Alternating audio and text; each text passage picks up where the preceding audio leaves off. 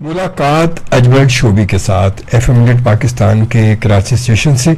और यकीनन आप मुंतज़िर होंगे हमारी आज की मुलाकात की।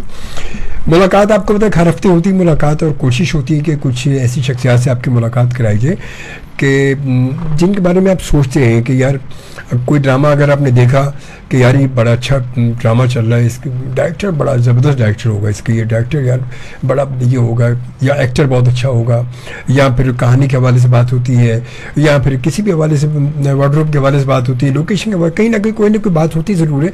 किसी हवाले से हम सोचते हैं यार कहीं ना कहीं किसी की तारीफ़ हम कर रहे हैं, ज़रूर करते हैं, और ये होता है हमारे साथ। अच्छा, कभी कभी हम कहानियाँ देखते हैं, बहुत सारी कहानी देखते हैं, कहते हैं ये कहानी बड़ी ज़बरदस्त है यार, जिसने लिखी है ना बड़ी ज़बरदस्त लिखी है, ये या तो लगता है चार कहानियों को मिला के एक कहानी बनाई गई, या फिर ये कोई रियल कहानी लगती है ऐसे। अच्छा, कभी कभी कहानी ऐसी भी मैच करती है हमारी अपनी पर्सनल लाइफ से भी, कि हमें लगता है कि जैसे ये हमारे इर्द गिर्द की कहानी, हमारे ख़ानदान की कहानी, हमारे मोहल्ले की कहानी, हमारे इलाके की कहानी, ऐसा भी हमें कभी कभी लगता है। और ये सारी बात होती है राइटर की कि वो किस कॉन्सेप्ट पर चल रहा है, उसके जहन में क्या है, वो किस तरह ये कहानी कॉन्सेप्ट को किस तरह कंसीव कर रहा है, ये सारी बात उसकी होती है। कभी कभी उनको कॉन्सेप्ट दिया जाता है, कभी वो खुद कंसीव करते हैं, उनके अपने जहन में कुछ माशरे की बातें होती हैं। तो आज की मुलाकात मैंने सोचा कि क्यों ना एक राइटर से करवाई जाए, एक नौजवान राइटर, और जिसने बहुत सारे ड्रामे लिखे, और ड्रामे के लिखने के साथ साथ एक लिखना तो एक अलग चीज़ है, वो खुद एक्टर भी है, और एक्टर बाकायदा एक्टिंग उससे पढ़ी है, क्योंकि नेपा आपको पता है कि एक ऐसा इदारा है कि जो बाकायदा तौर पर एक्टिंग की अली बे पे और तमाम चीज़ों के अली बे पे वहाँ से सीखी जाती है, और वो सिखाते हैं कि ABC कैसे लिखना है। जैसे हम अपनी उर्दू की तालीम करते हैं, ऐसी वहाँ से तालीम बाकायदा इसकी तालीम मिलती है। तो उन्होंने माशाल्लाह वहाँ से ग्रेजुएट किया, वहाँ भी बहुत साल लगाए, सब कुछ किया, और उसके साथ साथ फिर ड्रामा राइटिंग में आ गया, तो वहाँ भी माशाल्लाह अल्लाह ताला ने एक इज़्ज़त दी, और बहुत सारे ड्रामे हिट हुए। तो बहुत सारे ड्रामों में एक ड्रामा जो है बहुत ज़्यादा काबिल ज़िक्र, तो वैसे बहुत सारे ड्रामे हैं, मगर उनमें एक ड्रामा बेबी बाजी 2 आजकल चल रहा है, आपको पता है। मगर बेबी बाजी 2 पहला हिट हुआ तो 2 पे बात पहुँची ना वो, तो बात है कि पहला हिट क्यों हुआ और कैसे हुआ, उसके कैरेक्टर और तमाम कहानी की इतनी ज़बरदस्त रही कि इतनी मतलब फैमिली मैटर उसको लेके उसमें डिस्कस किया गया कि वो इतना हिट हो गया कि लोगों ने कहा कि इसका 2 आना चाहिए, तो अब वो 2 भी बन रहा है। तो बहरहाल वो पहले एक के जो राइटर हैं वो मंसूर अहमद खान साहब हैं, जो हमारे साथ आज मौजूद हैं। हमने कहा कि चलिए इनसे पूछते हैं कि इनके घर में कौन सी ऐसी बेबी बाजी थी जिसको लेकर उन्होंने ड्रामा लिख डाला, तो इनसे बात करते हैं। अस्सलाम वालेकुम। वालेकुम अस्सलाम जी मंसूर, कैसे हैं आप? खैरियत से? अल्लाह का शुक्र है। सबसे पहले मैं आपको शुक्रिया अदा करना चाहूँगा, आपने मुझे मुलाकात का शर्फ बख्शा, और FM 100 के तमाम सुनने वालों को मेरी तरफ से सलाम और शुक्रिया, वो भी उन नाजरीन में शामिल हैं जिन्होंने बेबी बाजी को सराहा और पसंद किया। और नाजरीन अभी भी वो नाजरीन है हमारे साथ, हमारे सामीन और नाज़रीन दोनों हैं माशाल्लाह। हाँ। अच्छी बात है, हमें देख भी रहे हैं। हाँ, देख भी रहे, सुन भी रहे, सुनने वाले सुन रहे हैं, देखने वाले देख रहे हैं। एग्जैक्ट। तो ये सहूलत है, तो हमने का फ़ायदा उठाना चाहिए। बिल्कुल ऐसा ही है। तो ये है, वरना तो सुनने का मज़ा अलग ही होता है। ऐसा ही है। कभी आपने सुना FM 100? जी, FM 100 तो पॉइनियर्स में से है जिन्होंने रेडियो की डायनेमिक्स को बदल दिया था, और रेडियो जब खत्म होने वाला था तो FM 100 मैं तो देख रहा था खत्म हो चुका था, हमारे घर में तो डब्बे बिक गए थे वो। जी, ऐसा ही है। और फिर और उसने बड़ा सपोर्ट किया पाकिस्तान की पॉप म्यूजिक को, नए आने वालों को, और मतलब हमारी बहुत सारी यादें, आपके नाम के साथ बहुत सारी यादें वाबस्ता है। तो अजमल शोबी के साथ, तो मैं इसीलिए आपका शुक्रिया अदा कर रहा हूँ कि मैं यहाँ मुलाकात करने आपसे आया हूँ, आपने मुझे शर्फ बख्शा। थैंक यू, जज़ाकल्लाह, थैंक यू। तो ये मुझे बताएं कि आपकी क्वालिफिकेशन क्या है, और ये फील्ड के अलावा कोई और फील्ड क्यों नहीं मिली आपको? माशाल्लाह आप तो खुद भी माशाल्लाह अच्छे खूबसूरत है, और आप तो चाहते तो खुद भी आप कहीं ना कहीं आपका हुस्न नज़र है। मेरी क्वालिफिकेशन में बेसिकली सॉफ्टवेयर इंजीनियर हूँ, NIT यूनिवर्सिटी से मैंने। सॉफ्टवेयर इंजीनियर बंदा कहाँ लगा हुआ है, इस बंदे में लग गया जाके ये NIT। ये तो आपने मेरे वालिद साहब की बात दोहरा दी। बहरहाल NIT यूनिवर्सिटी से मैंने ग्रेजुएट किया था IT में, और लेकिन शुरू से मेरा रुझान जो है वो इस तरफ था, मीडिया की तरफ, क्योंकि मेरे वालिद साहब भी सहाफ़ी थे, तो शायद वो घर के अंदर ब्लड में आ गया था। मैं सियासत में भी बहुत इंटरेस्ट रखता हूँ, ड्रामों और सारी चीज़ें जो इस फ़नून लतीफ़ा से हैं उसके अंदर शुरू से दिलचस्पी थी। सियासत भी ड्रामेबाजी है ना? बिल्कुल ऐसा ही, वो ज्यादा बड़ी ड्रामेबाजी है। ज्यादा बड़ी तो जब मैंने ग्रेजुएट किया एनईडी यूनिवर्सिटी से, तो उसके बाद मैंने फौरन ही National Academy of Performing Arts में एडमिशन ले लिया था, और नैपा से फिर मैंने ग्रेजुएशन की, और थिएटर आर्ट्स में डिप्लोमा करने के बाद फिर बस मैं ये था कि जाके ऑडिशंस देता था। आपने जैसे कहा ना, तो मुझे भी बड़ा शौक था हीरो बनने का, है अभी भी। लेकिन उस वक्त मैंने जाके एक प्रोडक्शन हाउस में काम मांगने ही गया था, मैं फहीम बन्नी के पास, बहुत बड़ा नाम है, बड़ा नाम है। तो उन्होंने मुझसे ये कहा कि अभी मैं कुछ नया नहीं शुरू कर रहा, लेकिन क्योंकि तुमने नैपा से पढ़ा है, तुम्हें लिखना वखाना भी आता ही होगा, तो मुझे ईद आ रही है, इसके लिए एक टेलीफिल्म की ज़रूरत है, क्या तुम लिख दोगे? तो आप यकीन करें, मैंने सिर्फ ये सोचकर कि इस डायरेक्टर के साथ मेरा लिंक बन जाए, नंबर एक्सचेंज हो जाएगा, वो मुझसे बात करेगा, मैं अपना मुद्दा भी रख दूंगा, एक वक्त मिलेगा साथ बैठने की बात। एग्जैक्टली।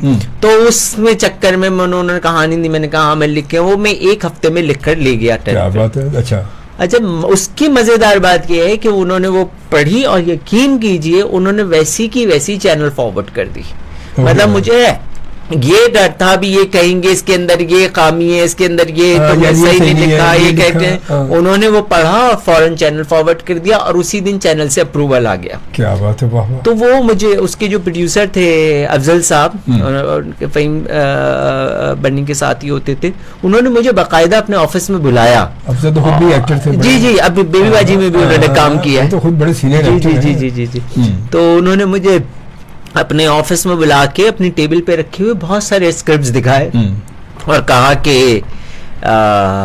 ये देखो इतने सारे स्क्रिप्ट्स हम कब से चैनल भेजते हैं, वापस आते हैं, फिर दूसरे चैनल भेजते हैं, मतलब तुम तो एक लकी राइटर हो जिसका गया और अप्रूव हो गया। That was my first attempt for the TV. बस फिर आप यूं समझें कि वहां से फिर अल्लाह ताला ने खुद ही, जिसको कहते हैं ना, तैरते, हाँ, वो खुद ही, एक तो इज्जत की जॉब थी। तो अगर आप कभी शूट वगैरह वो एक्सपीरियंस करें ना, उसमें मैंने एसोसिएट भी किया है, एसोसिएट डायरेक्टर भी काम किया है, लाइन प्रोड्यूसर भी काम किया, प्रोडक्शन हेड के से भी काम किया है, लेकिन उसके अंदर बहुत ज्यादा जलालत है, बहुत ख्वारी है। जो मैं मेहनत से नहीं घबराता, लेकिन वो जो हमारे कल्चर है ना, किसी और पे डाल देना, किसी और के गलती, तो वो राइटिंग मैंने जब इस डोमेन को एक्सप्लोर किया, कंटेंट का डोमेन, तो यहाँ साफ अच्छे लोग तभी से बात करने वाले लोग, रिस्पेक्ट ज्यादा होगी ना, रिस्पेक्ट ऑफ कोर्स। नहीं यार, ये भाई है तो ये राइटर है, ये राइटर है, तो जी वो असर हो जाता है बंदा। ऐसे ही है। तो उसने फिर मुझे और इनकरेज किया कि मैं इस फील्ड को एक्सप्लोर करूं, और मैंने फिर स्टार्ट लिखने से जरूर किया, लेकिन मैं as content manager, as script editor, उसने मुझे बहुत ज्यादा ग्रूम किया राइटिंग में, क्योंकि मेरे पास बहुत बड़े बड़े राइटर्स के स्क्रिप्ट आते थे, जिनके अंदर मैं एडिट भी करता था, सीन भी लगाता था, फिर फीडबैक भी देता था, ये भी बताता था कि यहाँ पे थोड़ा सा मसला है, इसे हम एपिसोड को दोबारा लिख सकते हैं, जो भी। तो उससे मुझे समझ आ गया जो गलती है मैं और राइटर की पकड़ता। जब मैं अपनी एपिसोड लिखने के बाद पढ़ता था तो मुझे समझ आता था कि यहाँ पे कमी है, यहाँ पे इसको ऐसे करना है, यहाँ पे इसको नोक पलक संभालनी पड़ेगी। एग्जैक्टली, क्योंकि एक सीन और लगना चाहिए। तो उसने मुझे इतना कॉम्पैक्ट कर दिया था कि मैं अपनी एपिसोड ही 3-4 दफा लिखता हूँ कि यार इसको इधर तो कमी है। तो उस हवाले से फिर आगे बढ़ता है। चलिए, अच्छा, बड़ी अच्छी गुफ्तगू शुरू। इब्तिदा तो मुझे कहते हैं इब्तिदा इश्क है, रोता है क्या, अभी आगे आगे देखिए होता है क्या। तो ये हमारा पहली ब्रेक बस आ चुकी है, तो इस ब्रेक के बाद इंशाल्लाह डिटेल में जाएंगे और मंसूर से बहुत सारी बातें करेंगे, क्योंकि नैपा भी है, फिर ड्रामा राइटिंग भी है, फिर और उसके लिए प्रोडक्शन, तमाम बहुत सारे तजुर्बात माशाल्लाह बहुत सारी कहानी से गुजर के यहाँ तक पहुँचे। तो आज और फिर इन तमाम से गुजर कर FM 100 तक भी पहुँचे, ये भी बड़ी बात है। अच्छा मंसूर, ये तो पहली कहानी हो गई, यहाँ से इब्तिदा हो गई, कहते हैं इब्तिदा हो चुकी, अब आपका सफ़र ये शुरू हो चुका। तो इसके बाद ये, अच्छा, नैपा में कैसे पहुँचे? इससे पहले ये कि नैपा गए थे, इसके बाद फिर जाना हुआ आपका?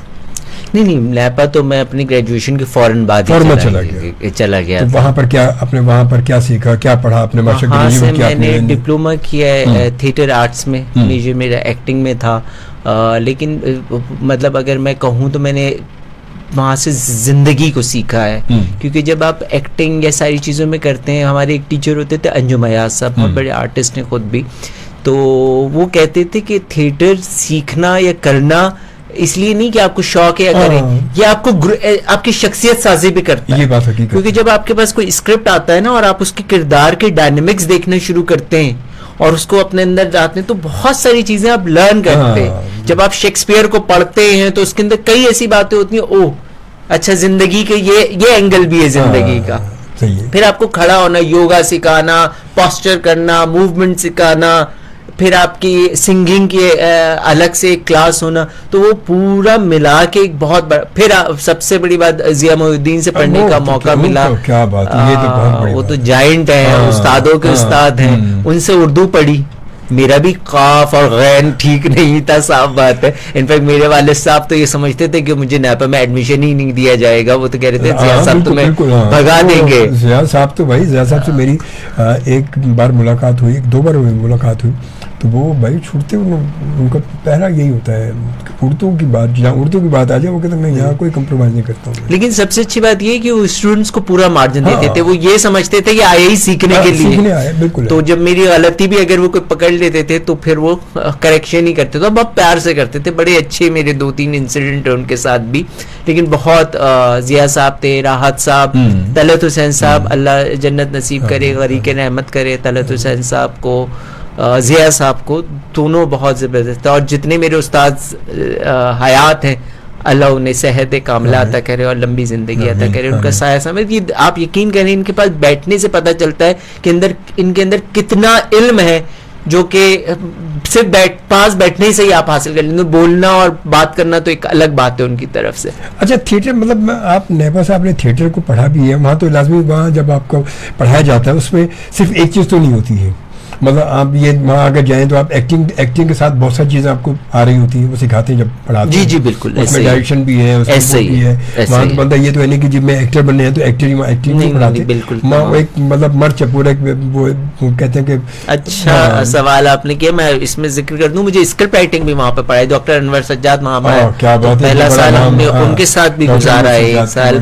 तो एक ट्राइमेस्टर और उनके साथ हमने पढ़ा है। तो वो जो थोड़ी थोड़ी चीजें थी ना उस वक्त तो समझ में नहीं आ रही थी, लेकिन जब वो आप अमली तौर पे काम करने घुसे और वो चीजें आपके सामने आई और आप बहुत सारे ऐसे लोग हैं, मैं आपसे सच्ची बात बताऊं कि मैं प्रोडक्शन हाउसेस में जाता हूं या कंटेंट के लोगों से बात करता हूं तो कुछ चीजें मैं कहता हूं नहीं इसको इस नजर से देखें, तो मैं तो सिर्फ अपने उस्ताद की बात दोहरा रहा होता हूं, लेकिन वो सामने वाला ये कहता है यार इसको काम आता है। फिर तो यही मैं आपसे कह रहा हूँ कि सीखने का जो एक फायदा इंसान को होता है, या 3 साल लगाए मैंने तो उन उस्तादों के साथ, उसका फायदा ये हुआ कि शायद जो नाम मैं 20 साल में कमाता वो मैंने 10 साल में बना लिया। हाँ, ये बात तो है, ये तो फर्क है, ये तो है। अच्छा, वहाँ पर एक्टिंग के जब मतलब आप जाते हैं, एक्टिंग सीखी आपने तो वो तो वहाँ एग्जिट और ये फिर एंट्री और फिर वॉइस लेवल आपका, क्योंकि वहाँ एक टीवी का तो एक अलग अंदाज है, थिएटर का एक अलग अंदाज है। वहाँ तो आपको माइक लगा तो आपको उस डिस्टेंस के हिसाब से आप वॉइस भी लाउड चाहिए आपको, तो वहाँ वो कैसा तजर्बा रहा आपको? बहुत अच्छा तजर्बा रहा, वो सिखाया हमें, उन्होंने डायफ्राम से बोलना सिखाया। मैं भी कभी कभी कोशिश करता हूँ कि वो आवाज बदल जाती है, हमें कहते हैं कि डायफ्राम से आवाज निकालने की कोशिश की। खालिद अहमद साहब हमारे वॉइस के टीचर थे, एक्टिंग के भी रहे, तो उन्होंने बहुत सारी क्योंकि सिंगिंग में देखे ना, सिंगिंग में क्योंकि मैं सिंगिंग में सीखता रहा हूँ कुछ उस्तादों से, तो वो ये कहते थे आवाज यहाँ से आवाज निकालो यार, ये जो बोल रहे हैं ये मुंह की आवाज, ये मुंह वाली नहीं, यहाँ से आवाज निकल रही, जो आवाज यहाँ से निकलेगी वो आपकी काम की है। ये जो मुंह से तो नॉर्मली बोल रहे होते, कह रहे जब मुंह से जो बोल रहे हैं ये इसमें ये इसका ताल्लुक ही कोई नहीं है। अजमल साहब, मैं आपको एक बात बताऊं ना कि वो हमें पहली क्लास में ये बताया गया था, जब एक बच्चा पैदा होता है तो वो जब रोता है तो उसको रोने की आवाज ही 4-10 घरों में जा रही होती है, क्योंकि वो पेट से रो रहा होता है, रो रहा होता है। उसकी आपको अगर वो फन आ जाए तो हम ग्रेजुअली ना लेथार्जिक हो जाते हैं। तो हमारा अल्लाह ने फन ये दिया है कि हम यहाँ से बोल सकते हैं, लेकिन ग्रेजुअली क्योंकि हम लेथार्जिक होते जाते हैं तो हम यहाँ से बोलना शुरू करते हैं, फिर यहाँ से बोलना, और जो यहाँ से बोलना शुरू करता है उसकी आवाज। अच्छा, हम भी ये नहीं है कि हर वक्त पेट से ही बोल रहे होते हैं, उसके लिए भी रियाजत चाहिए होती है। अगर आपके पास आप रियाजत छोड़ दें तो आपकी वापस उसी टोन में आ जाते हैं जो आप, क्योंकि जो आवाज कहते हैं लंग्स को इन्वॉल्व करके जो आवाज निकलती है, जो उस एयर के साथ निकलती है, वो बड़ी पंच रखती है, आवाज में बड़ा पंच होता है। वो तो आप नॉर्मली बोले तो ऐसा लगता है कि देखें ना, जिया साहब की आवाज देखें, खालिद अहमद साहब की आवाज देखें, एक शुजात हाशमी होते थे, तारिक अजीज होते थे। शुजात हाशमी जिनका बड़ा मशहूर वो ड्रामे में था हाँ ये जी जी जी। ये तो बड़ा इनकी मशहूर है। आवाज की घनगरज ही आपको कितना मुतासिर कर देती है। अरशद महमूद साहब, अरशद महमूद साहब बिल्कुल। वो भी आ चुके हमारे प्रोग्राम में, जी, आने जी, जो जी, जी, बिल्कुल। इनके साथी जी, जी। जाबुद्दीन साहब को होते थे, उनकी आवाज़ देखें वो थिएटर के क्या- हवाले से आप बात कर रहे हैं, मैंने ये सारा नापा से पास आउट होने के बाद अपना एक थिएटर ग्रुप भी बनाया अच्छा, है, good। विसल ब्लोअर्स के नाम से। अच्छा। हम डिफरेंट यूनिवर्सिटीज में परफॉर्म करते हैं, या जो लोग काम कर रहे होते हैं उनके साथ एसोसिएट भी करते हैं। तो अदाकार शकील के साथ, अल्लाह उनको भी जन्नत नसीब करे, उनके साथ भी मैंने थिएटर वगैरह किया था। उनसे भी मैंने बहुत कुछ सीखा था टीवी के हवाले से। थिएटर की डायनेमिक्स तो हाँ, थी हाँ, और हाँ, थोड़ी, लेकिन उन्होंने जो बताया था ना कि किस तरह पीटीवी में काम होता था, मैं कहता हूँ वाकई वो क्यों ऐसे प्रोजेक्ट्स निकले जो आज तक अमर हैं, उसके पीछे उन लोगों की मेहनत थी। अच्छा, वहाँ देखे ना, वहाँ तो 4 कैमरों से काम होता था, 3-4 कैमरे एक साथ होते थे वहाँ तो। अब यहाँ तो आजकल हो रहा है काम सिंगल कैमरे से। अच्छा, वो एक सीन, एक शॉट जो है वो 10 बार पिक्चराइज होता है वो। उसका भी मसला नहीं है, मैं कहता हूँ कैमरे भी ये लोग अरेंज कर लेंगे। इनको काम की वो जो मैं कहता हूँ वो जो एक नाप तोल के काम वो नहीं करने आ का सकता, अंदाज है ना, वो नहीं आ वो मैं सकता। टेक्निकल सहूलत तो बढ़ती चली जा रही है। 4 कैमरे अब करना, ये सारी चीजें करना, ये प्रॉब्लम नहीं रहा। जो काम की बारीकी को समझना है ना, उससे हम सबसे दूर बड़ी होते जा बारीकी रहे हैं। पता है, सबसे बड़ी बारीकी कि हमारे इसके पहले इसके रट लिया जाता था, ज़बानी याद होता था पूरा। बिल्कुल ऐसे ही। अब आजकल ये नहीं होता। नहीं, बिल्कुल ऐसे अब ही, आप आजकल सही तो बात कह रहे हैं। एक डायलॉग को 10 बार जो है ना 10 टुकड़ों में वो रिकॉर्ड हो रहा है। अगर वो थोड़ा सा 10 बढ़ा गया टुकड़ों तो में भी ऐसे रिकॉर्ड हो रहा है कि पीछे एक बच्चा हाँ। प्रॉम्प्ट कर रहा है, हाँ। वो उधर से वो एक एक्टर जवाब दे रहा है तो उसका जवाब पीछे कोई नीचे बैठ के हाँ। बताता चला जा रहा है, वो सुन के बोले जा रहा है। कहाँ से फील आई? वो ये ना, वो कट टू कट हो रहा है ना, उस- बिल्कुल एक करके वो ज्यादा बड़ा आगे कहता है यार क्या यार। अब यार भाई स्क्रिप्ट है तो उसको याद करो ना, कम से कम याद करोगे तो वो जो याद करके इंसान बोलेगा वो फीलिंग अलग होती है। ऐसे ही। क्योंकि आप फिर कंटिन्यू मुसलसल आपका एक तसल्सल कायम रहेगा और आपके जो फीलिंग्स हैं वो आप सही तौर पे इजहार भी कर सकोगे उसमें। अब वो थोड़ा सा फिर अच्छा या भूल गए, फिर आगे फिर आगे फिर आगे फिर आगे। अच्छा, फिर ये भी मसला हमारे यहाँ कि वो अगर सामने आपका सपोर्टिंग कैरेक्टर तो वो मौजूद ही नहीं होता, वो वैसे नहीं होता। वो हाथ दिखा के या ताली बजा के या कागज दिखा के वो सामने उसको वो बोलना। बता देते आपने इस तरह हाँ, देखो। देखे वो ये सामने, देखे ये सामने वो आपके वो खड़ा हुआ क्या सामने, वो ये अपनी, सामने। मैं आपको बताऊं, वो मगर ये- प्रोडक्शन की अपनी एक डायनेमिक्स है। टीवी की भी बहुत से लोग वहां पे भी काफी अच्छा काम कर रहे हैं, काफी मेहनत कर रहे हैं, ऐसी बात नहीं है। लेकिन आपकी बात सही है, अगर हम उसका कंपैरिजन करें अपने गोल्डन एरा से, हमारा गोल्डन एरा तो पीटीवी का ही हाँ, दौर है, बिल्कुल, वही और दौर जिस है। नौयत का काम हम कर गए हैं वो आज भी इंटरनेशनली एक एग्जाम्पल के तौर पे पेश किया जा बिल्कुल सकता सही, है। बिल्कुल ठीक है? या हकीकत तो है। बाज़ औक़ात कहते थे ना एक ही चैनल था, हाँ, यार हाँ, एक ही नहीं। चैनल था तो आज तक उनके ड्रामे क्यों हिट है? वो सही तो बात था, है। चलो उस वक्त तो देख लेते हाँ। थे, अब लोग क्यों जाके YouTube पे देख रहे हैं, अभी अपनी देखिए, टाइम इन्वेस्ट अभी कर हाँ, रहे हैं, बहुत ज्यादा, क्योंकि बहुत मेहनत ज्यादा। से काम हुआ हुआ है। ये तो है। अच्छा, ये तो बताइए, ये तो सिलसिला रहा आपका पहला ड्रामा, उसके बाद फिर दूसरा ड्रामा, ये लिखने का सिलसिला कैसे बढ़ा, कैसे आ गई?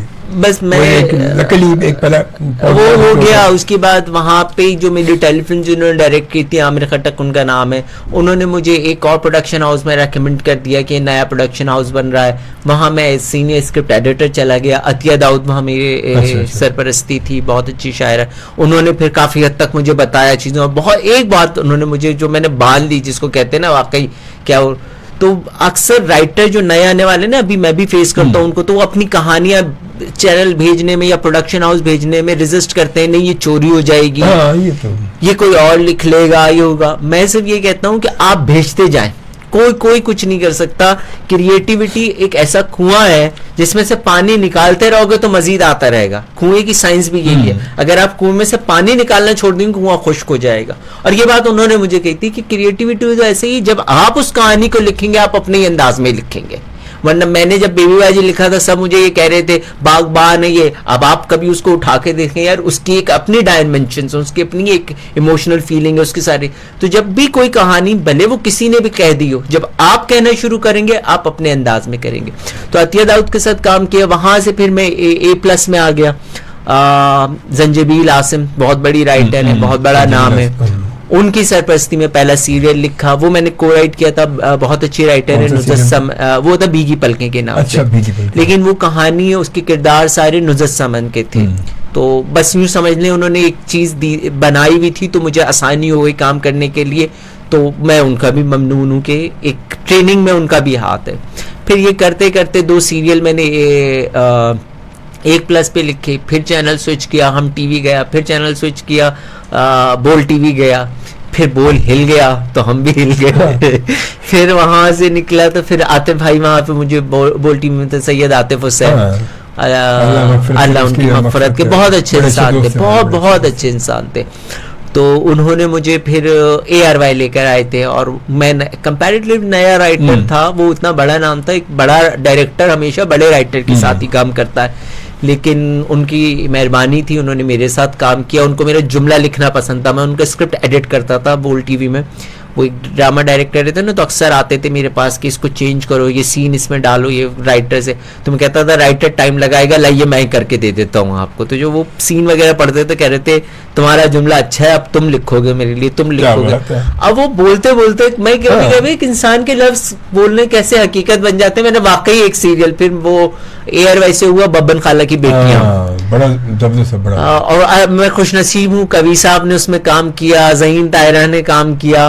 अब दोनों अल्लाह हयात नहीं है, अल्लाह उनको दर्जात बुलंद करे, लेकिन मुझे खुशी ये होती थी कि जब मैं सेट पे जाता था तो दोनों बड़ी तारीफ करते थे। हालांकि सीनियर है ना, मैं इस डर से जाता था यार इन्होंने तो इतने बड़े बड़े राइटर्स का काम किया हुआ है, मैं क्या लिख कर दूं जिसकी ये तारीफ है। वो कहते थे नहीं बहुत अच्छा है, बहुत लाइवली सीन लिखे हुए, और कोई जुमला याद नहीं करना पड़ता, फिल्बदी ऐसा आता है कि फिल्बदी माहौल बनता है, कभी तो फिल्बदी ऐसी आ जाती है, ऐसे ये कि हमें याद नहीं करना। तो मुझे बड़ी खुशी होती थी, और उसकी कास्ट माशाल्लाह से बब्बन खाला की बेटियां बहुत बड़ी कास्ट थी, साइमा उसमें थी, जवेरी अब्बासी उसमें थी, मारिया वास्ती, सना,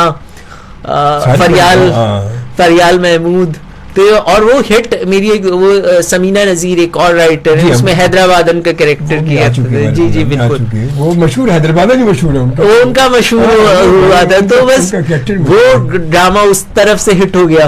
मंसूर से बड़ी जबरदस्त थी इस वक्त अगर देखा जाए तो उन तमाम लोगों के लिए कि जो एक्टिंग करना चाहते हैं, लिखना चाहते हैं कुछ ड्रामा, तो उनके लिए बड़ी काम की बात है। मंसूर ये सब बता रहे हैं, और अगर आप ऐसा कुछ शौक है आपको तो आपके लिए बड़े काम की बातें हैं, ये बहुत गौर से सुनिएगा, बहुत गौर से।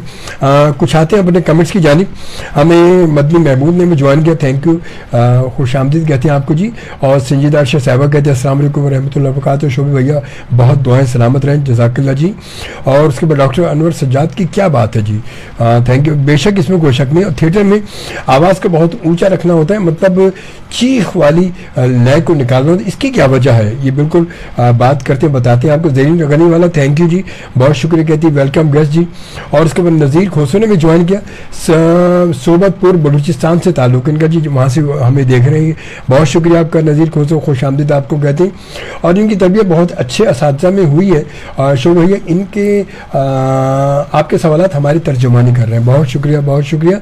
नज़ीर खोसो कहते हैं जनाब बहुत शुक्रिया आपका जी। उसके बाद फिर PTV चैनल बेशक एक ही था, मगर दुनिया के प्रोग्रामों की गर्विदा है, इसमें कोई शक नहीं है। उमर रियाज साहब ने हमें मैनचेस्टर UK से ज्वाइन किया, और कहते हैं अस्सलाम वालेकुम शोभी भाई और मेहमान ग्रामी जी।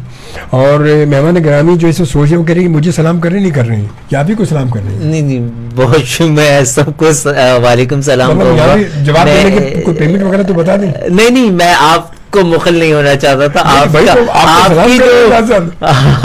आपका जो एक ताल्लुक है अपने देखने वालों और सुनने वालों के साथ, तो मैंने कहा कि आप ही मेरे भी आप पे जवाब दे रहे हैं, अच्छा है। लेकिन मैं बहुत देखिए मैं खुश हूं कि सब लोग सुन भी रहे हैं, देख भी रहे हैं, और जो कमेंट्स आ रहे हैं वो बहुत ऑर्गेनाइज और अच्छे आ रहे हैं, मतलब ऐसा नहीं है कि मुझे ऐसा लग रहा है कि सुनने वाले भी बाज़ौक लोग हैं। बेशक बेशक, और बेबी बाजी बिल्कुल मुख्तलिफ है, बागबान भी हमारी पाकिस्तानी फिल्म की कॉपी है वैसे तो जी, हाँ बिल्कुल, इसमें कोई शक नहीं। उसके बाद फिर जनाब बब्बन खाला की बेटियां देखा है, बहुत ज़बरदस्त था, बहुत शुक्रिया। और किसने कहा? ये जी संजीदा अर्शद साहिबा है, माशाल्लाह हमारी बड़ी रेगुलर लिसनर है हमारे प्रोग्रामों की, बहुत शुक्रिया संजीदा। और उसके बाद नसीर खान साहब शारजा से में देखे, कहते हैं अस्सलाम वालेकुम एंड अस्सलाम वालेकुम पाकिस्तान, गेस्ट को भी खुसूसी सलाम जी। और उसके बाद दर्जा ब दर्जा कामयाबी अता करे अल्लाह ताला आपको जी। और जो शख्स अपने उस्तादों की इस कदर इज्जत और ये करे, यकीनन वो आने वाले वक्त में हम रहें या न रहें एक दिन लेजेंड बनकर जरूर चमकेगा। इंशाल्लाह ताला, मुझे इनकी दुआ बहुत अच्छी लगी। बहुत ये माशाल्लाह बहुत अच्छी, बहुत बड़े सीनियर बंदे हैं माशाल्लाह, शारजा में हमें देखते हैं। बहुत शुक्रिया नसीर साहब, बहुत शुक्रिया। ये हमें, और यकीन एक अच्छी बात है कि असातिज़ा के जिसका नाम आप इज्जत एहतराम से ले रहे हैं, हमारी आज की नस्ल में ज़रा सा बताएं ये बड़ी कमी है कि वो अपने असातिज़ा को भूल चुकी है। कई असातिज़ा के जाएँ तो जिक्र वो नहीं हो, कहते मैंने बहुत मेहनत की है। ये नहीं भाई, मेहनत तो आपने की मगर आपको गाइड तो उस्ताद ने किया है, उस्ताद गाइड नहीं करता तो आपकी मेहनत तो सब तो बराबर हो गई। मैं आपको बताऊं, जो उस्तादों को जिक्र करता रहता है ना, वही उस्ताद बनता है। बेशक हकीकत, और जो नहीं करता वो कहीं नहीं रहता, कहीं नहीं रहता। उसका जिक्र कहाँ रहेगा? मतलब जब वो अपने उस्तादों का जिक्र नहीं कर रहा तो उसका जिक्र कौन करेगा? अब मेरे उस्ताद तो वाकई उस्ताद है, मैं साफ बात ही कहूँ, उस्तादों के उस्ताद है, उनके जिक्र के बगैर तो मेरा करियर का, मेरी कामयाबी के सफर मुकम्मल नहीं हो सकता। जिन्होंने मेरी ग्रूमिंग की या मुझे इस यहाँ तक पहुंचाया, उसमें उनका बेशक बहुत बड़ा किरदार है। अच्छा, बेबी बाजी का कॉन्सेप्ट आपको मिला था या खुद आपने अपने तौर पे ये लिखा था? देखिए, बेबी बाजी का पूरा सब कुछ किरदार A to Z वो मेरे दिमाग की एक तख्लीक थी, और वो इस तरह आई थी कि जब मैंने बब्बन खाला कंप्लीट कर लिया तो उसके बाद आतिफ भाई की तबीयत बहुत ख़राब हो गई थी, वो हॉस्पिटलाइज थे। मैं अक्सर उनके साथ रात में हॉस्पिटल में मैं उनके पास रुकता भी था, ताकि, और मैं उनसे बात करता था कि अब आप ठीक हो जाएंगे तो अब हम एक नया ड्रामा बनाएंगे, सिर्फ इसलिए कि उनको जिंदगी की तरफ एक एक्साइटमेंट हो। तो अब हमने क्योंकि बेटियों की कहानी कर ली है तो अब हम बेटों की कहानी करेंगे, हम 4 बेटे लेंगे। ये कहानी बैठ के मैं उन्हें उस रात में ऐसी कि ये जिंदगी की तरफ आए, सुने, और वो बेचारे कंट्रीब्यूट भी करते थे, नहीं इस किरदार का नाम ये रखेंगे। अच्छा, वो भी अब अपने इर्द गिर्द से खानदान के लोगों को ड्रामे में लेके आते, तो मेरे भी यही होता था कि मेरे इर्द गिर्द जो कैरेक्टर है उनको मैं ड्रामों के अंदर दिखा सकूं। तो हमारी केमिस्ट्री बहुत अच्छी थी, फ्रीक्वेंसी बहुत मिली हुई थी। तो मैं उनको ऐसी एक जिंदगी, तो वो बनते बनते उनको सुनाते सुनाते कि ऐसा करूंगा, वो कहानी मेरे पास बन गई। अल्लाह, बस वो यकीन करें, उनकी डेथ ने ना मुझे भी बहुत मेंटली डिप्रेशन में मुब्तला किया। मुझे बहुत वक्त लगा वापस राइटिंग की तरफ आने के लिए, कोई 5 साल का गैप था बब्बन खाला में और बेबी बाजी में। उसके बाद जब मैं चैनल्स पे जाता था, ये कहानी रखता था कि ऐसे 4 बेटे हैं, तो अक्सर ये कह देते थे बेटों की कहानी कौन देखेगा, औरतों की लाएं। एक जगह सुनाता था, वहीं पे भी दी, तो उन्होंने कहा ये कहानी तो सिर्फ आतिफ भाई डायरेक्ट कर सकते थे, अब वो नहीं रहे, और सही उनकी राय थी अपनी। तो बहरहाल ये कहानी मेरे दिमाग में पक रही थी। 2-3 प्रोडक्शन हाउसेस से वापस होते होते ये फिर ARY के पास आई ड्रीम में पहुंची। और अच्छा, फिर मैंने सीखते सीखते ये काम सीख लिया था कि मैंने इस कहानी को बेटों की कहानी कहना छोड़ दिया था। अच्छा। अब मैं चैनल पे जाके कहता था 4 बहुओं की कहानी। ये अब आपकी समय बात आ गई थी। जी, मुझे आ गई थी कि 4 बेटों के नाम से कहानी अप्रूव नहीं होगी, चैनल को मुझे बहुओं का नाम देना पड़ेगा, और जैसे ही सास बहू का नाम आएगा ये हाथों हाथ ले लेंगे। तो वैसे ही हुआ, और न सिर्फ चैनल ने हाथों हाथ लिया, ऑडियंस ने भी हाथों हाथ लिया। पूरे पाकिस्तान, पूरी दुनिया में देखा गया, इंडिया में बहुत देखा गया। मुझे बहुत फीडबैक आता था। अजमल साहब, मैं, आप यकीन करें, कई दफा ऐसी ऐसी कॉल आई है कि मेरे रोंगटे खड़े हो जाते हैं। मुझे याद है इसकी आखिरी एपिसोड जब ऑन ईयर हुई थी, तो आशूरा के बाद फौरन ऑन ईयर हुई थी, तो मुझे एक इंस्टा पे एक कॉल आई, और उन्होंने मुझसे कहा कि अच्छा, मैं सबके जवाब देता था, और खासतौर पे इसलिए देता था कि अल्लाह ने इतना इज्जत दिया है, तो फिर अगर कोई प्यार मोहब्बत से मैसेज करके आपसे बात करना चाह रहा है तो फिर आप अकोमोडेट करें उसे।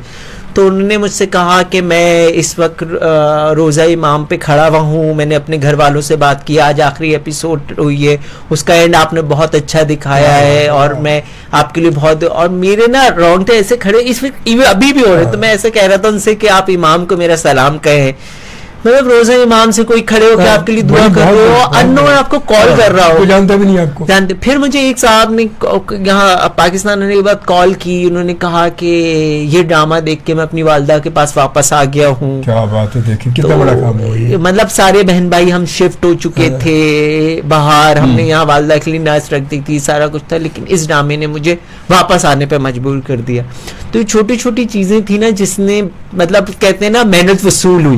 वो जो पैसा आपको मिलता है लिखने का, वो तो चले मिलता ही है। फिर मेरे वालिद साहब मुझे कभी राइटर नहीं समझते थे, वो कहते थे क्या फजूल तुम काम करते हो, कि क्या लिखते हो, लेकिन इस ड्रामे के बाद उन्होंने 2 सीन ऐसे थे जिसमें अपनी जेब से निकाल के 1000 रुपया मुझे दिया कि यार तुम तो राइटर बन गए हो, क्या तुमने इसके अंदर आर्गुमेंट सेट किया है, क्या तुमने हलाल हराम की बात की है, क्या तुमने माँ बाप की। तो वो चीजें मेरे लिए ज्यादा मोमेंट्स हैं। ये तो वाकई जब कहते हैं वालिद साहब ने जब जेब से 1000 रुपए निकाल के तो ये तो बहुत ऑथेंटिक बात हो गई ना, बड़ी कंफर्म बात हो गई ना ये। अब मेरे वालिद साहब खुद मतलब सहाफी हैं, तो काफी पढ़े लिखे, बहुत बामहल शेर कहना, ये कहना सारा कुछ, वो जसारत अखबार के बानी रुकन थे, सारा कुछ उनका अपना एक बैकग्राउंड। तो मुझे वो कोई गिनती में नहीं लाते थे, लेकिन इस ड्रामे में बड़ी बात है ना। और मतलब ऐसा हुआ कि वो मुझसे अब आके कहते हैं कि मैं 40 साल से इलाके में रह रहा हूँ, लेकिन अब मेरा तारुफ ये है कि बेबी बाजी राइटर के वालिद हैं।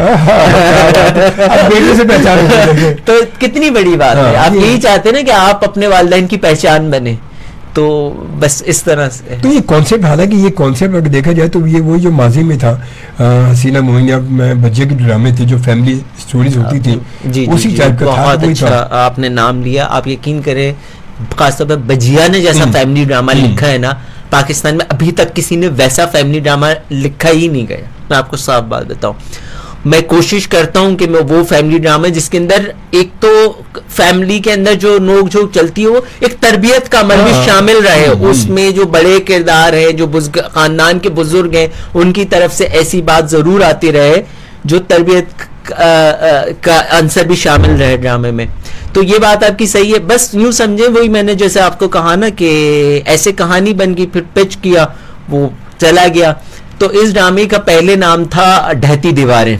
अच्छा, ढहती दीवारें। ढहती दीवारें बड़ा मुश्किल नाम, ये लोग हालांकि बड़ा कि सामने वालों ने भी यही कहा कि नाम लोगों को ढहती जो नहीं, ढहती कहते हैं, समझ में नहीं आएगा क्या लोगों को। हालांकि आप ड्रामा अगर देखें तो कितना उसको कॉम्प्लीमेंट करता है ये नाम। कुछ एपिसोड देखे, ज्यादा नहीं देखे, कुछ एपिसोड देखे। हाँ, तो वो मतलब खानदान का बिखरना, एक घर का ढह जाना, उसके हिसाब से नाम था। लेकिन चूंकि मासेस के लिए जब आप चीजें लिखते हैं, तो जब मैं बेबी बाजी, जब बब्बन खाला की बेटियां ऑन एयर था, अच्छा मेरी फुप्पो को बेबी बाजी कहते हैं सब खानदान। यही तो बात है। और हर खानदान में एक बेबी बाजी जरूर होती है। अच्छा मेरी खाला को भी बेबी आंटी हम कहते थे हर खानदान में। तो जब ये ऑन एयर था तो मेरी फुप्पो ने मुझे कहा कि अब अगला ड्रामा लिखना बेबी बाजी की बहू है।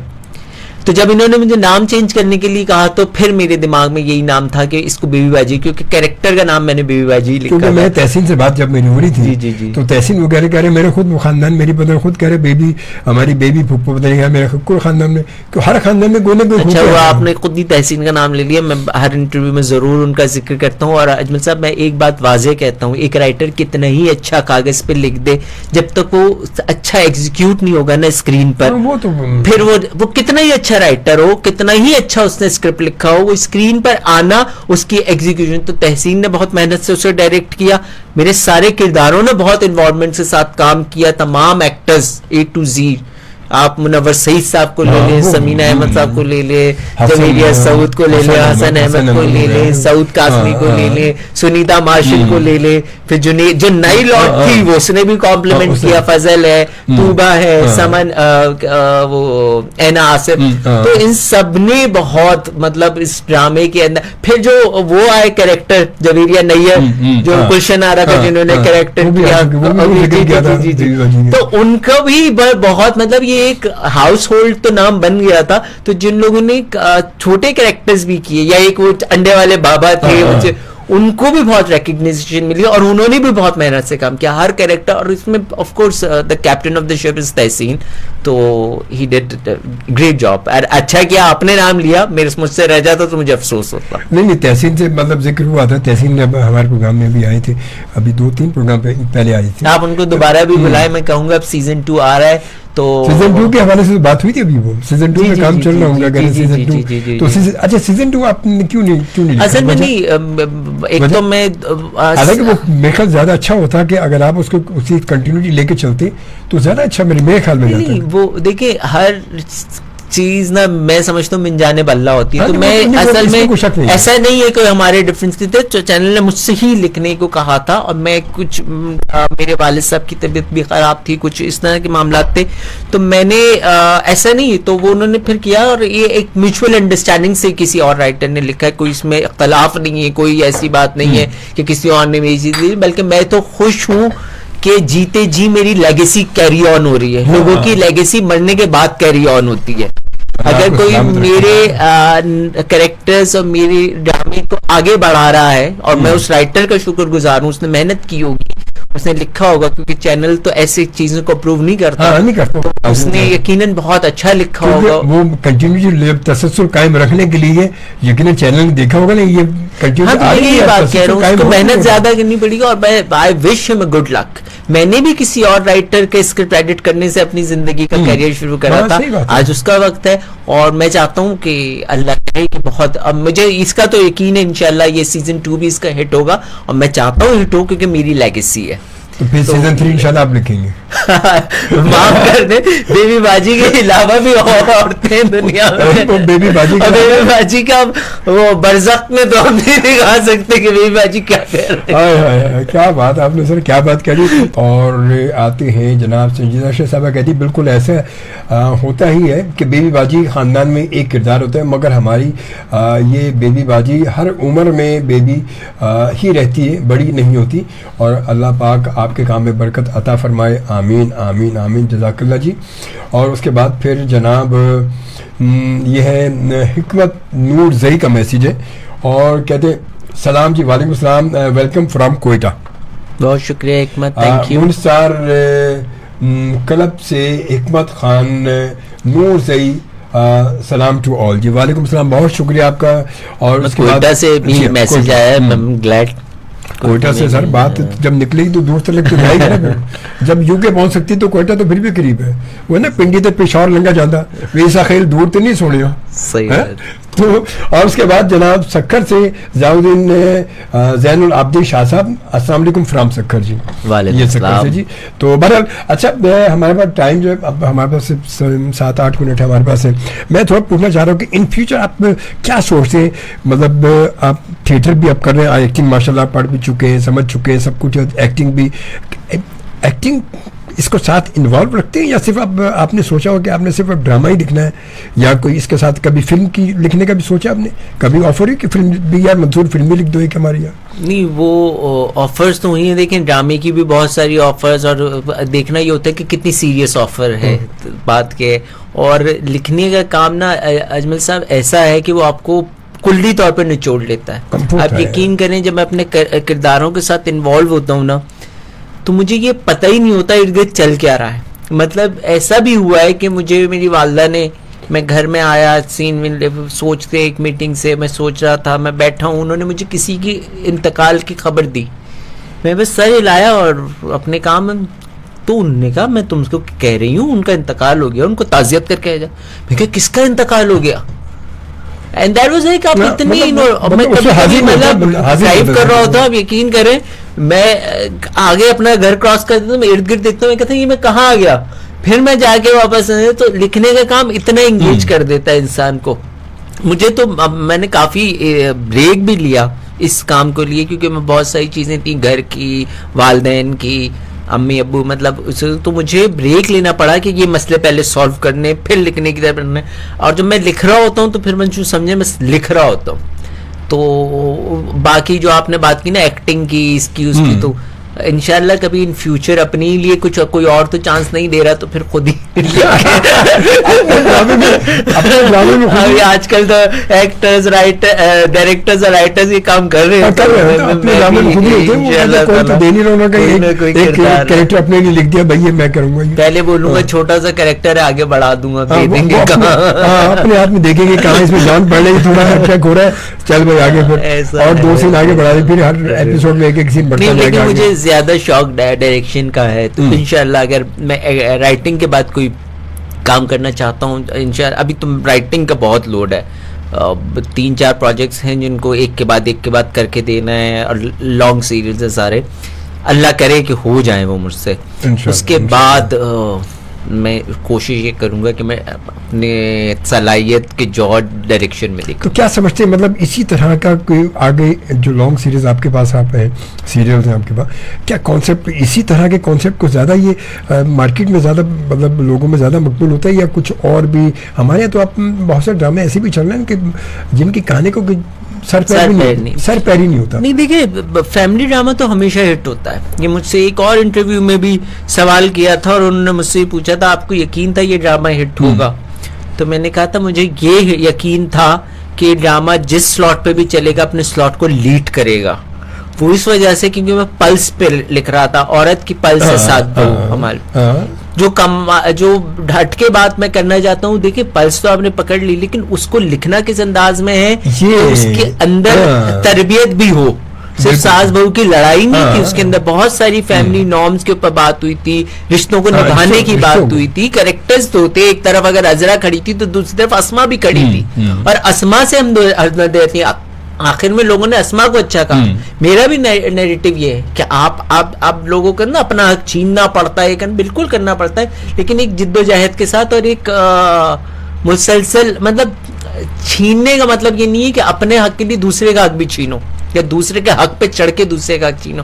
वो तरबियत होनी चाहिए ड्रामों के थ्रू। और सही तो फैमिली ड्रामा जो है वो हमेशा हिट होता है और मासेस में हिट होता है। मैं जो देख रहा हूँ फैमिली ड्रामे के ना राइटर्स कम है जो उस बुनत के साथ या उस डिटेलिंग के साथ, और डायरेक्टर भी मैं समझता हूँ सैयद आतिफ हुसैन खान आप माशाल्लाह से, तहसीन ने बहुत अच्छा इसमें काम किया, तो जो उस डिटेलिंग के साथ, वरना कैमरा रख के दो लोगों को बिठा के सीन करना और ड्रामा बनाना मुश्किल नहीं है। लेकिन इस तनाजुर में जरूर मैं आपसे करूँ तो जो आपका सवाल था ना कि इसी का है, तो इस तरह का ड्रामा जो भी लिखेगा, सिर्फ मैं नहीं, अभी आप देखिएगा बेबी बाजी 2 भी अलग किसी और राइटर ने, ये हिट होगा, फैमिली ड्रामा है इस वजह से। क्योंकि आमतौर पे जो ड्रामे हमारे हैं वो कहानी ऐसी कहानी चल नहीं रही है, हम देखते हैं। मैं खुद तकरीबन रात को बैठता हूँ तो मैं कुछ ड्रामों को लाजमी फील्ड ऐसी है तो लोगों से बात करनी पड़ती है, तो देखता हूँ मैं, पता चले।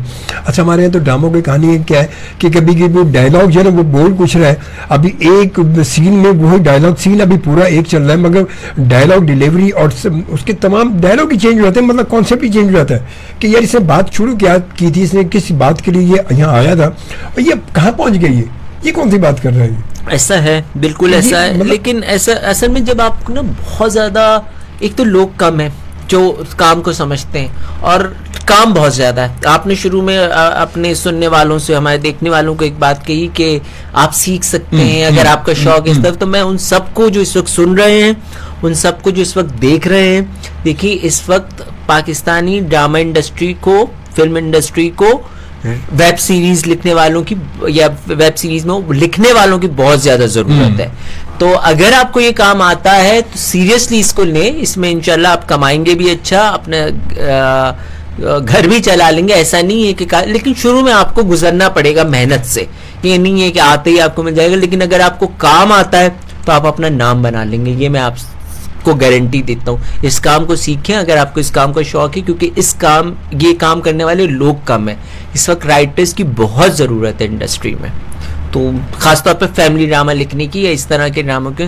तो आप ज़रूर, मेरी आईडी भी है फेसबुक पे, अजमल साहब को तो आप सब जानते हैं, इनके थ्रू हम आपको लिंक कर सकते हैं प्रोडक्शन हाउस से, चैनल्स के गाइड कर सकते हैं। और हर इंसान ना अपने नसीब का खाता है, मेरे दिमाग में ये नहीं है कि मैं किसी राइटर को ला दूंगा तो शायद मेरा काम खत्म हो जाएगा, मेरा काम आगे नहीं बढ़ेगा।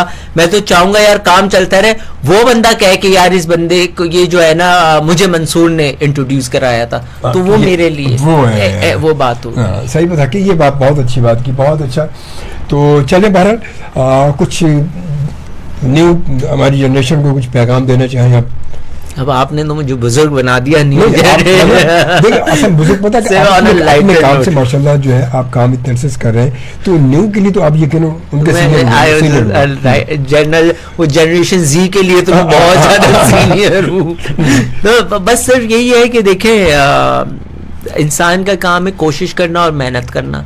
कामयाबी अल्लाह देता है, कामयाबी आपको खुद से नहीं मिल सकती, आप सिर्फ अपना काम करके एक तरफ रख दें। मुझे 10 साल लगे इस जगह बैठने के, अजमल शोभी जैसे सीनियर रेडियो एंकर मेरा इंटरव्यू करे, तो आप अगर मेहनत करते रहेंगे तो कल आप भी इनके सामने आके बैठ सकते हैं, ये मौका आपको भी मिल सकता है। तो बस मेहनत करें, सिर्फ यही कह सकता हूँ। चले, बहुत शुक्रिया और हमारी बहुत सारी दुआएं आपके लिए, अल्लाह ताला आपको मज़ीद कामयाबी अता करे और अच्छे से अच्छे कॉन्सेप्ट आप लिखें।